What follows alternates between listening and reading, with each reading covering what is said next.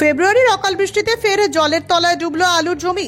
আবহাওয়া দফতরের পূর্বাভাস অনুযায়ী গত পরশু থেকে দক্ষিণবঙ্গে শুরু হয় বৃষ্টি। পরশু রাতে শিলাবৃষ্টির সঙ্গে তীব্র ঝড় হয় মেদিনীপুর জেলায়।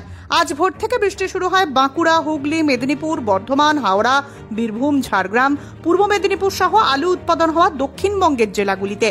পাশাপাশি কলকাতা ও 24 পরগনা জেলাতেও বৃষ্টি হয় আজ। আর কয়েকদিন পর থেকেই মাঠে পড়ে থাকা আলু তুলবেন কৃষকরা। বিশেষজ্ঞরা বলছেন, আলু ওঠার শেষ 15 দিনেই মূলত মাটির নিচে আলু সুদক্ষভাবে তৈরি হয়। আর যদি বৃষ্টি না হয় তাহলে এই বৃষ্টির ফলে আলুর ফলনে কোনো প্রভাব ফেলতেই পারবে না। এতে বরং আলুর সাইজ আরো ভালো হবে। কিন্তু যদি বৃষ্টি আরো বেশি হয় তাহলে ফলন কমলেও কমতে পারে। বৃষ্টির প্রভাবে আলুর ফলন নিয়ে এখনই মুখ খুলতে নারাজ পশ্চিমবঙ্গ প্রগতিশীল আলু ব্যবসায়ী সমিতি।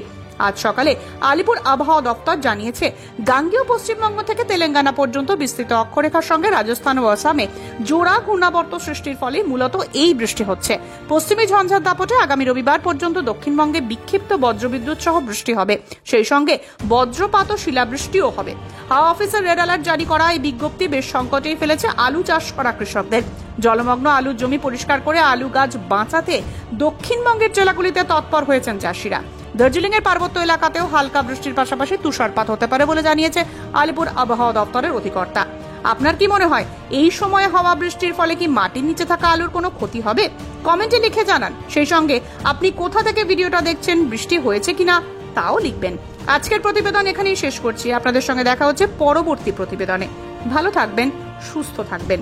জয় হিন্দ, জয় কিষান। আলুর সব খবর এখন একটা অ্যাপেই।